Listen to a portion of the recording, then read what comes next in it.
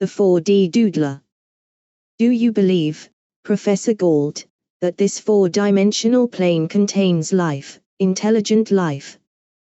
At the question, Gould laughed shortly. You have been reading pseudoscience, Dr. Pilbert, he twitted. I realize that as a psychiatrist, you are interested in minds, in living beings, rather than in dimensional planes. But I fear you will find no minds to study in the fourth dimension. There aren't any there. Professor Gould paused, peered from beneath bushy white brows out over the laboratory. To his nearsighted eyes the blurred figure of Harper, his young assistant, seemed busily at work over his mathematical charts. Gould hoped sourly that the young man was actually working and not just drawing more of his absurd, senseless designs amidst the mathematical computations. Your proof, Dr. Pilbert broke into his thoughts insistently, is purely negative, Professor. How can you know there are no beings in the fourth dimension, unless you actually enter this realm, to see for yourself? Professor Gould stared at the fat, puffy face of his visitor, and snorted loudly. I am afraid, Pilbert, you do not comprehend the impossibility of such a passage. We cannot possibly break from the confines of our three-dimensional world. Here, let me explain by a simple illustration. Gould took up a book, held it so that a shadow fell onto the surface of the desk. That shadow, he said, is two-dimensional, has length and breadth, but no thickness. Now in order to enter the third dimension, our plane, the shadow would have to bulge out in some way, into the dimension of thickness, an obvious impossibility. Similarly, we cannot enter the fourth dimension. Do you see? No, retorted Pilbert with some heat. In the first place, we are not two-dimensional shadows, and, why, what is the matter? Professor Gould's lanky form had stiffened, his nearsighted eyes glaring out over the laboratory to the rear of Pilbert. The psychiatrist wheeled around, followed his host's gaze. It was Harper. That young man's antics drew an amazed grunt from Pilbert. He was describing peculiar motions in the air with his pencil. Circles, whirls, angles, abrupt jabs forward. He bent over the paper on the desk, made a few sweeps of the pencil, then the pencil rose again into the air to describe more erratic motions. Harper himself seemed in a trance. Suddenly Pilbert gave a stifled gasp. It seemed to him that Harper's arm vanished at the elbow as it stabbed forward, then reappeared. Once again the phenomenon happened. Pilbert blinked rapidly, rubbed his eyes. It must have been illusion, he decided. It was too unlikely. Harper. Gould's voice was like the snapping of a steel trap. Startled, Harper came to with a jerk. Seeing he was being watched, he flushed redly, then bent over his charts again. An apologetic murmur floated from his desk. What was he doing? Pilbert asked puzzledly. Doodling. Gould spat out the word disgustedly. Doodling, echoed the psychiatrist. Why, that is a slang term we use in psychiatry, to describe the absent-minded scrawls and designs people make while their attention is elsewhere occupied. An overflow of the unconscious mind, we call it. Many famous people are doodlers. Their doodles often are a sign of special ability. Exactly, snapped Gould. It shows a special ability to waste time. And Harper has become worse since I hired him to do some of my mathematical work. Some influence in this laboratory, I blush to confess, seems to bring it on. Four-dimensional doodling we call it, because, as you saw, he doesn't confine it to the surface of the paper. Pilbert looked startled. By Jove, he cried. I believe you've hit on something new to psychiatry. This young man may have some unknown faculty of mind, an instinctive perception of the fourth dimension. Just as some people have an unerring sense of direction, so perhaps Harper has a sense of a fourth direction, the fourth dimension. I should like to examine some of his doodles. Harper looked up in alarm as his crusty-tempered employer appeared, followed by the stout figure of Pilbert. He rose and stood aside unassumingly, as Pilbert bent over the scrawls on his charts, clucking interestedly. Harper flickered a worried glance over to the corner. He hoped they wouldn't notice his stress-analyzing clay model standing there. It looked like a futurist's nightmare, with angles, curves and knobs stuck out at all angles. Professor Gault might not understand. Or one of his retiring temperament, Harper was aiming high. There was a standing award of $50,000 for the lucky mathematician who would solve the mystery of the stress barrier encountered by skyscrapers as they were built up toward the 150-story mark. At this height, they encountered stress and strains which mathematical computations and engineering designs had been unable to solve. Harper believed the stress barrier was due to an undetected space bending close to the Earth's surface, a bending of space greater than ever provided for in the prediction of Einstein. And if he was right, and could win that award, then there might be wedding bells, and a little bungalow with Judith. Harper's greatest fear was that he would do something to annoy Gault into firing him, thus depriving him of the privilege of using the mathematical charts and computing machines available in the laboratory.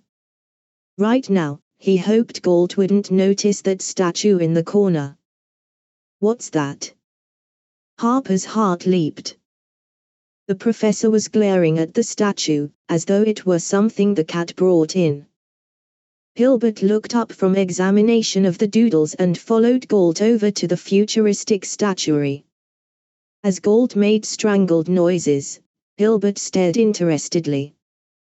"Why, it's like some of the designs in his doodling," he exclaimed.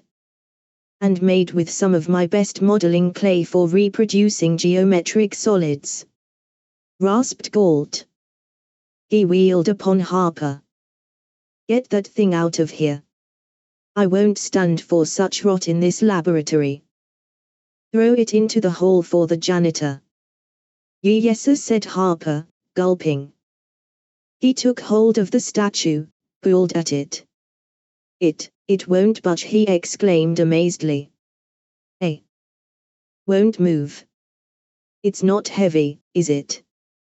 demanded the professor. "No, about 30 pounds, but it won't move." Gault took hold of one of the angles of the thing, jerked at it savagely. He gave it up with an oath, returned to Harper's desk muttering. Harper suddenly noticed the top portion of the statue. It didn't seem to be all there.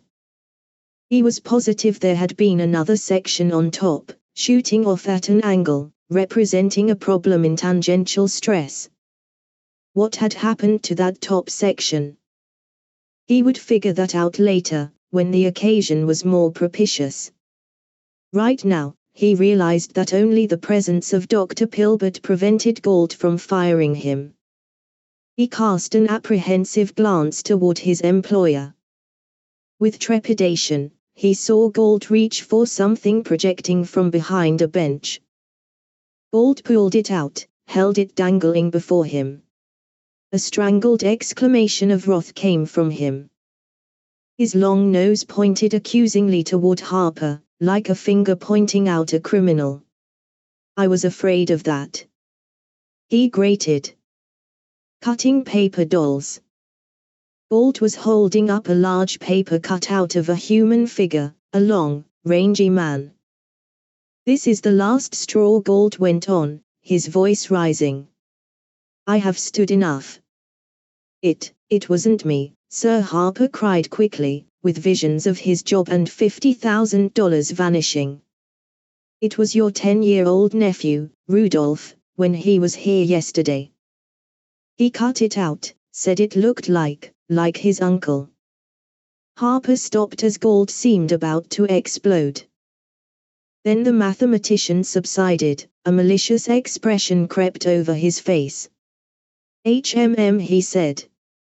Might be just what I need to explain things to Dr. Pilbert. I shall take this matter before the Psychiatric Society, Pilbert was saying excitedly. Undoubtedly you have some strange faculty, an instinctive perception of four-dimensional laws. What was that, Professor?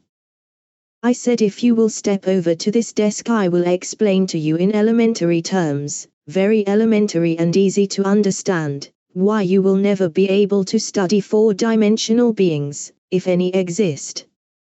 Gould's voice was tinged with sarcasm. Pilbert came over, followed by Harper, who was interested in any explanations about the fourth dimension, even elementary ones. Gould, with a glint in his eye, pressed the paper figure flatly on the surface of Harper's desk. This paper man, we will say, represents a two-dimensional creature. We lay him flatly against the desk, which represents his world, Flatland, we mathematicians call it. Mr. Flatlander can't see into our world. He can see only along the flat plane of his own world. To see us, for instance, he would have to look up, which is the third dimension, a direction inconceivable to him. Now, Doctor, are you beginning to understand why we can never see four-dimensional beings? Pilbert frowned thoughtfully, then looked up. And what about the viewpoint of the four-dimensionists themselves? What would prevent them from seeing us? Harper hardly heard the professor's snort of disgust. This two-dimensional cutout in Flatland fascinated him.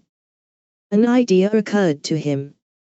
Now, just supposing As Gould and Pilbert argued, Harper grasped the paper cutout, and bent it, jackknifed it, creasing it firmly in the middle. Then he raised the upper half so that it rose vertically from the desk, while the lower half was still pressed flatly against the desk surface. Now he murmured to himself, the Flatlander would appear to his fellows to have vanished from the waist up, because from the waist up he is bent into the third dimension, so far as they are concerned. Eeeeee. At the wavering scream, Harper looked up quickly. Pilbert was staring frozenly in front of him, toward the floor. Harper followed his glance, and saw it. Professor Gould had vanished from the waist up. His lower body still stood before Pilbert, swaying slightly, but the upper body was unconditionally missing. From the large feet planted solidly on the floor, long legs rose majestically, terminating in slim, angular hips, and from thence vanished abruptly into nothingness. It was as though the upper body had been sheared away, neatly and precisely, at the waist. Pilbert stared from the visible portion of Gould to slack-jawed Harper and back again, sweat splashing from his puffy face. Why really my dear fellow, he quavered, addressing the half-figure. This is a bit rude of you, vanishing in the midst of my sentence. I trust you will, return at once. Then, as the full import of the phenomenon penetrated to his understanding, his eyes became glazed and he backed away. The portion of Professor Gould addressed failed to give any indication it had heard the remonstrance. Slowly, the legs began to feel their way, like a blind man, about the floor. Harper stared wildly, white showing around his pale blue irises. No. He bleated. The professor didn't do it himself, I caused it to happen. I bent the paper cutout, and something saw me do it, and imitated me by bending the professor into the fourth dimension. Harper moaned faintly, wringing his hands. Pilbert at the moment got little satisfaction from this demonstration of his point about four-dimensional life. He glanced fearfully at the half-figure. You you mean to say," he quailed, "that we are under scrutiny by some being of the fourth dimension?" "That's it," replied Harper with a whinny. I know it, I can feel it." It became abruptly into nothingness. It was as though the upper body had been sheared away, neatly and precisely, at the waist. Pilbert stared from the visible portion of gold to slack-jawed Harper and back again, sweat splashing from his puffy face. Why really, my dear fellow," he quavered, addressing the half-figure. This is a bit rude of you, vanishing in the midst of my sentence." I trust you will, return at once." Then, as the full import of the phenomenon penetrated to his understanding, his eyes became glazed and he backed away. The portion of Professor Gault addressed failed to give any indication it had heard the remonstrance. Slowly, the legs began to feel their way, like a blind man, about the floor. Harper stared wildly, white showing around his pale blue irises. "No," he bleated. "The professor didn't do it himself, I caused it to happen. I bent the paper cutout, and something saw me do it, and imitated me by bending the professor into the fourth dimension." Harper moaned faintly, wringing his hands. Pilbert at the moment got little satisfaction from this demonstration of his point about four-dimensional life. He glanced fearfully at the half-figure. You mean to say," he quailed, "that we are under scrutiny by some being of the fourth dimension?" "That's it," replied Harper with a whinny. I know it, I can feel it. It became aware of our three-dimensional life in some way, and its attention is now concentrated on the laboratory." He wrung his hands. "I just know something else terrible is going to happen." He backed away quickly as the occupied pair of pants moved toward him. His retreat was halted by his desk, upon which reposed two large California oranges, an inevitable accompaniment to Harper's lunch. To him, orange juice was a potent, revivifying drink. Now he automatically reached for one of the oranges, as a more hardy individual might reach for a whiskey and soda in a moment of mental shock. His eyes wide on the shuffling approach of Gault's underpinnings, Harper nervously dug sharp fingernails into the orange, tore off large chunks of skin. A sudden blur seen from the corner of his eyes pulled his gaze back to the desk. The other orange had vanished. Vup. It dropped to the floor before Harper, but now it was a squashy mess, the insides standing out like petals, the juice running from it. The other orange slipped from Harper's nerveless fingers, rolled along the desk top. Harper pounced on the squashy thing on the floor, feverishly pushed back the projecting insides, closely examined it. He looked up wide-eyed at Pilbert. "Turned inside out," he gasped hoarsely, "without breaking its skin." Pilbert's expression indicated that the scientific attitude was slowly replacing his former fright. He snapped his fingers. "Imitation again," he said, half to himself. He looked at Harper.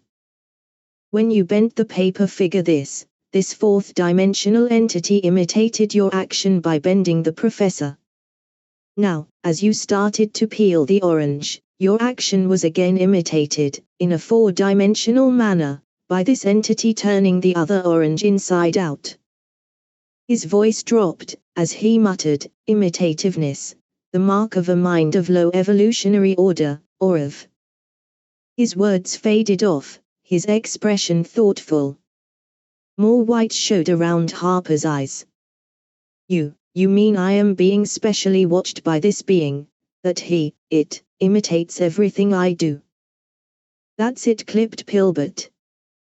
"Because you possess this strange perception of its realm, the being has been especially attracted to you, imitates whatever you do, but in a four-dimensional manner. A being of inexplicable powers and prerogatives, with weird power over matter, but with a mentality that is either very primitive, or... Harper leaped into the air with a yell, as Professor Galt's abbreviated body sidled up to him from behind. As he leaped, the inside-out orange flew out of his grasp.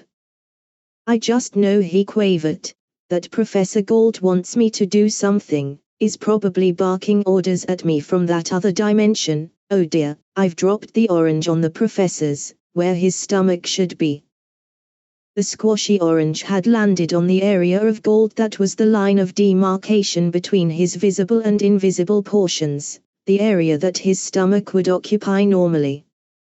It rested there in plain sight of the two startled men. I'd better remove it," said Harper weakly.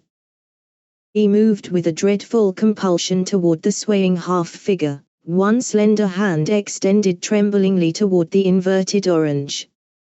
Abruptly, the orange vanished. Harper halted like he'd run into a brick wall. Staring blankly ahead, he put his hands to his stomach, moaning faintly. "What's the matter?" cried Pilbert. "The orange, it's in my stomach." "See, what did I tell you?" exulted Pilbert. Another act of imitativeness. "It saw you drop the orange on Galt's, where his stomach should be, and imitated by putting the orange in your stomach. It proves I'm right about the being, glug." With a loud belch, Pilbert broke off. He stared blankly at Harper, then his hands slowly came up to clutch at his stomach. Harper looked quickly at the desktop. "The other orange," he gasped. "It's gone. Into my stomach," groaned Pilbert. Be careful what you do. My God, don't do anything. Don't even think. This four-dimensional creature will surely imitate whatever you do in some weird manner." Rubbing his stomach, Pilbert glanced about at the various articles of furniture. He blanched. "I wouldn't want any of that stuff inside of me," he yammered. Harper flicked a despairing glance at the half-body, now gliding along in the vicinity of the paper cutout. We must do something to get the professor back," he said worriedly. He thought incongruously of a restaurant where he used to order lemon pie, and invariably get apple. Finally he found that he could get lemon by ordering peach. Now the problem was, what did he have to order to get his employer extricated from being stuck between dimensions, like a pig under a fence? Anything he did would be imitated in a manner that might prove tragic. The upright portion of the cutout was leaning over backward, the head drooping down like a wilted flower, as the tension at the crease slowly lessened. Gathering together what resolution he could, Harper determined to take the bull by the horns. He would get the professor returned by pressing the upper portion of the cutout flatly onto the desk surface. With trembling hands, he pressed down on it, then sprang back with a muffled yell. 3 feet above the half-body, the professor's head had flashed into visibility. "You only pressed the head onto the desk," said Pilbert disgustedly, "so the being only impressed Galt's head back into the laboratory.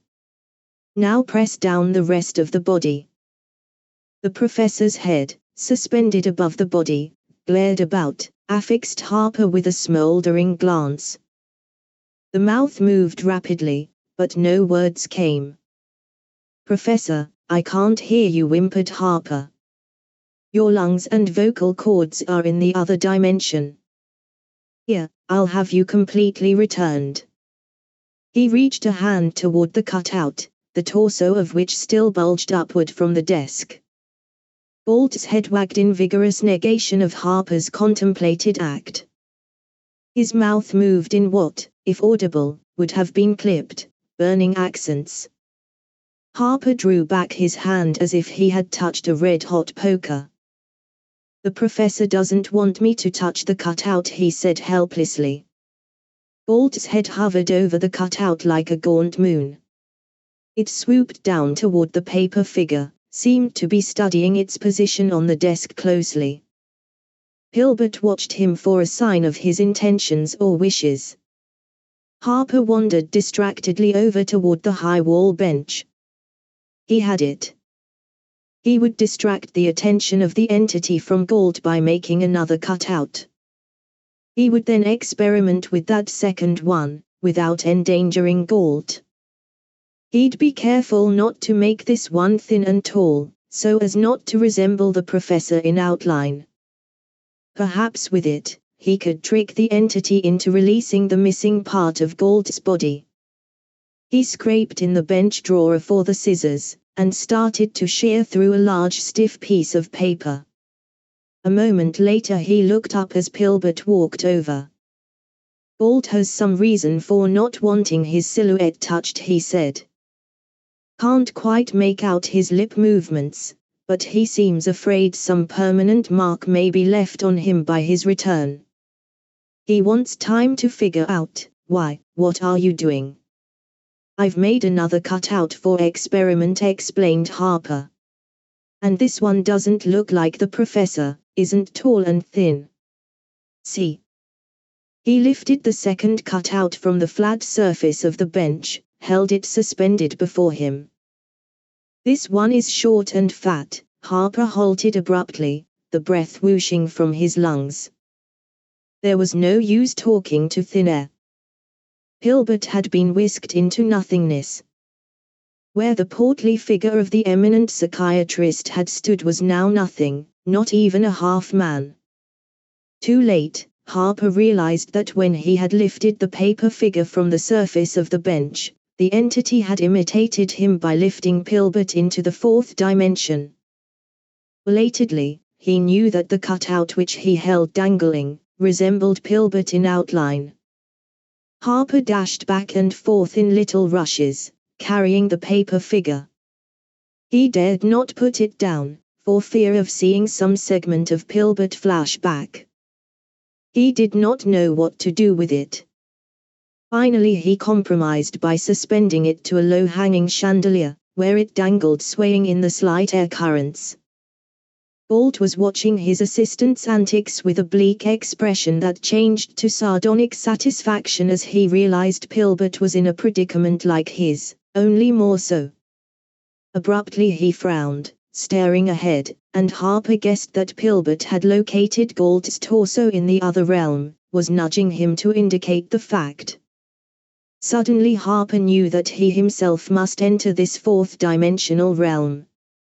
That strange instinct told him the solution to everything was there, somewhat as a woman's intuition impels her to act in a certain way, without knowing why. How to get there? Another paper cutout. He glanced toward the professor, the occupied trousers, and swimming above it, the man's head. The head was watching him, the expression savage. No, there must be no more cutouts, Harper decided. While the four-dimensional entity distinguished between the outlines of a thin silhouette and a fat one, something in between, like Harper's form, would be testing it too far. Harper would take the place of his own cutout.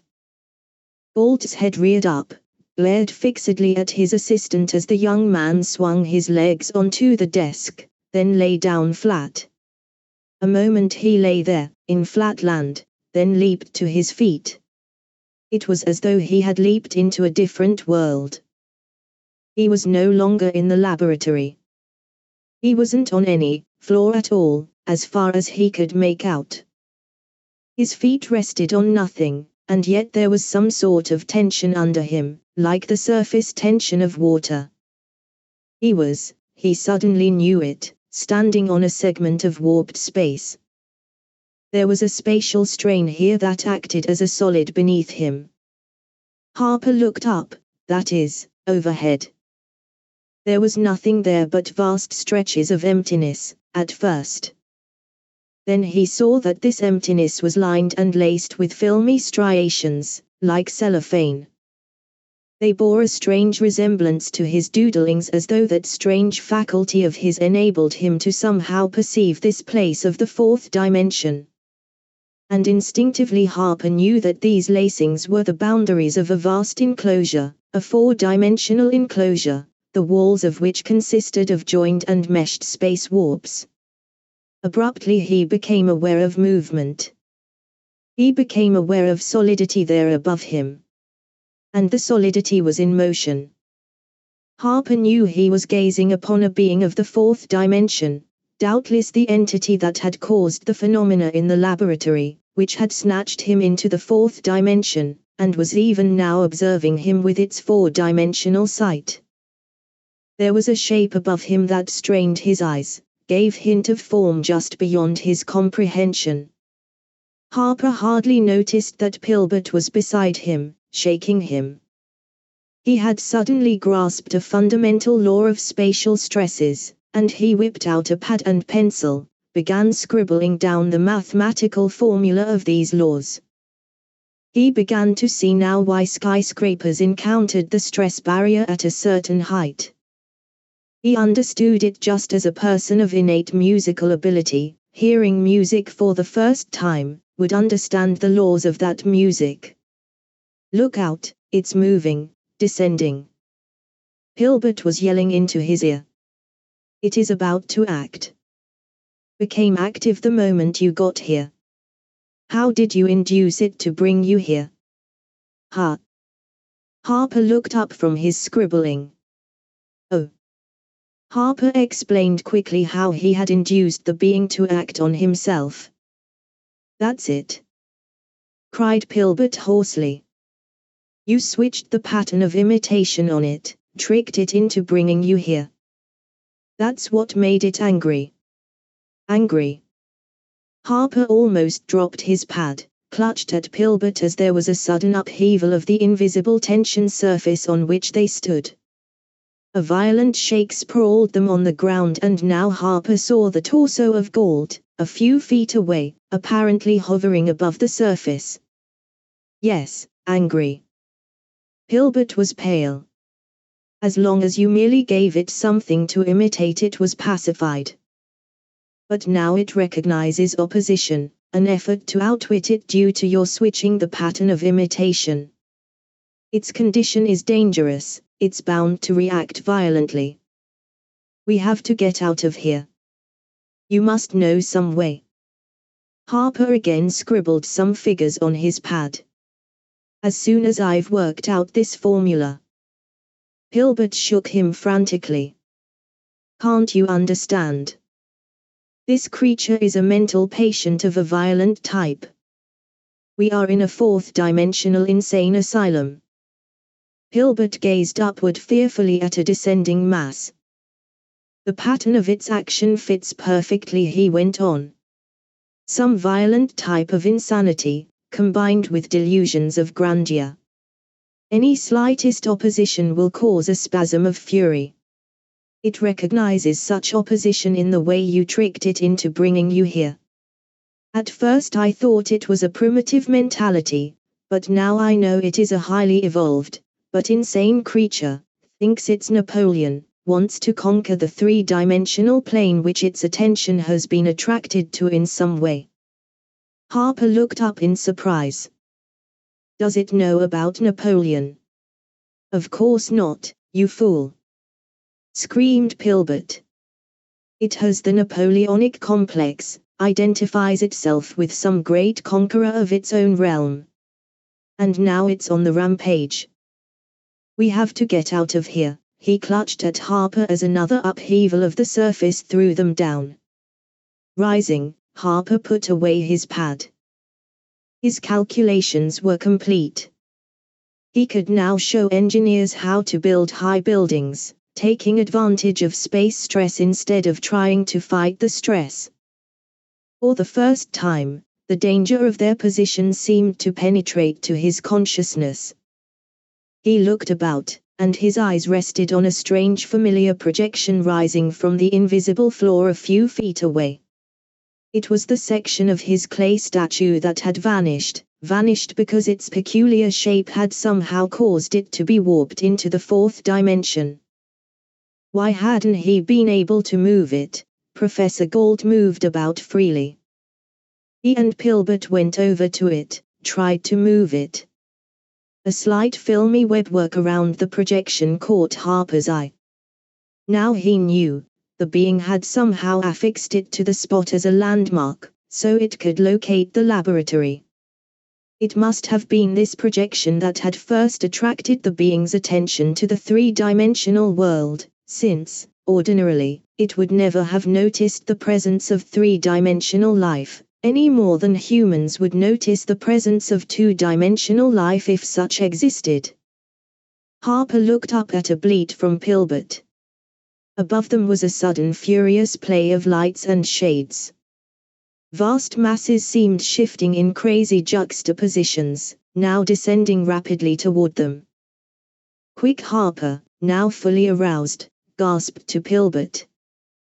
Climb down this projection. Climb down it. Yes, there is a fluid condition of space where it penetrates between the two planes. By hugging its contours you will emerge into the laboratory, I hope. Pilbert glanced overhead nervously, then experimentally slid a font down the projection. The foot vanished. With a cry of relief, Pilbert lowered himself until only head and shoulders were visible. Then that too vanished. Harper looked up. Some monstrous suggestion of form was almost upon him. He grasped the projection, and just as his head sank out of sight the form seemed to smash down on him. Pilbert helped Harper to his feet, from where he had sprawled at the base of the statue, on the laboratory floor. Quick, he gasped. The creature will be infuriated now, by our escape from its realm. A maniacal spasm is sure to follow.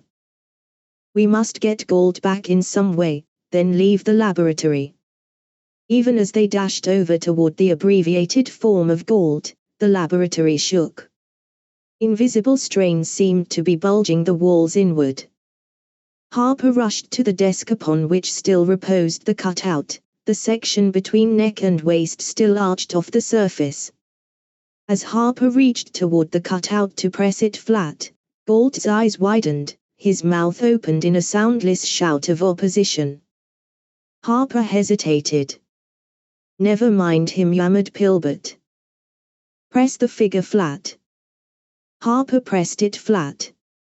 For an instant the laboratory stopped its ominous vibration. Then the figure of Gold flew through the air, came up against a wall, but it was his complete figure. More signs of violence, cried Pilbert. But that action won't appease it, we must get out of here. Even as he spoke there was a thunderous crackling and roaring. Harper felt himself flying about, and for an instant of awful vertigo he did not know up from down. Forces seemed to be tearing at him.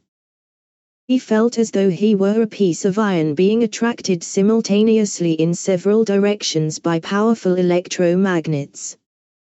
There was a flare of colored lights, a deafening detonation, and he felt himself knocked breathless against a wall. He picked himself up, looked around.